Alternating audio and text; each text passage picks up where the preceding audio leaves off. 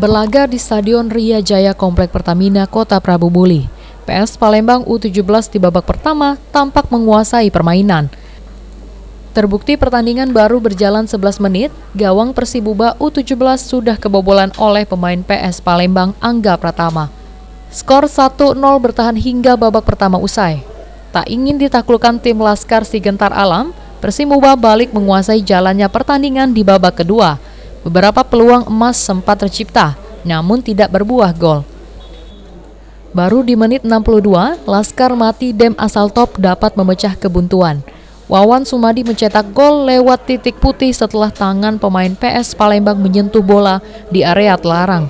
Skor berubah 1-1.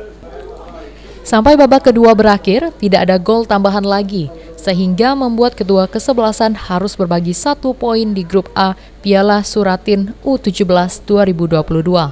Beni Firdaus